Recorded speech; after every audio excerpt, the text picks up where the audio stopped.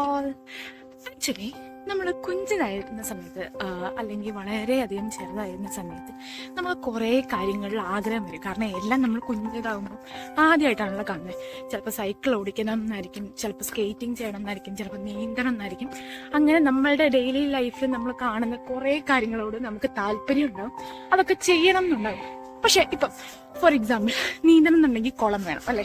നമുക്കപ്പോൾ അടുത്തൊരു കുളം ഉണ്ടാവില്ല, അല്ലെങ്കിൽ നമ്മളുടെ കുളത്തിലേക്കൊക്കെ അച്ഛനും അമ്മയൊന്നും നമ്മളെ വിടുന്നുണ്ടാവില്ല.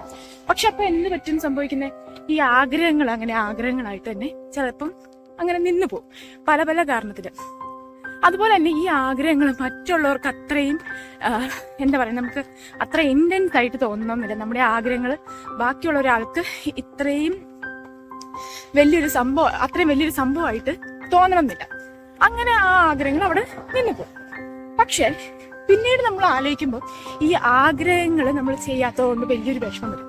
അപ്പൊ ഞാൻ എന്താ പറയുന്നതെന്ന് വെച്ചിട്ടുണ്ടെങ്കിൽ, നിങ്ങൾക്ക് ഇപ്പൊ ഒരു ചെറിയതാണോ വലുതാണോ ആഗ്രഹങ്ങളുള്ള സമയത്ത് നിങ്ങൾ ആ ടൈമിൽ തന്നെ അത് അക്കംപ്ലിഷ് ചെയ്യാൻ വേണ്ടിയിട്ട് മാക്സിമം ട്രൈ ചെയ്യണം.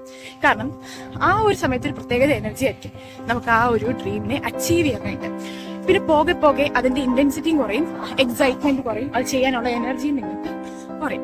സോ മാക്സിമം നിങ്ങൾ ആ സമയത്ത് തന്നെ ട്രൈ ചെയ്തിട്ടുണ്ടെങ്കിൽ നിങ്ങൾക്ക് അതിൻ്റെ അകത്ത് നല്ലൊരു റിസൾട്ട് കിട്ടാനും അതുപോലെ തന്നെ അത് ഭയങ്കര അധികം മൈൻഡ്ഫുള്ളി എൻജോയ് ചെയ്യാനും നിങ്ങൾക്ക് പറ്റും.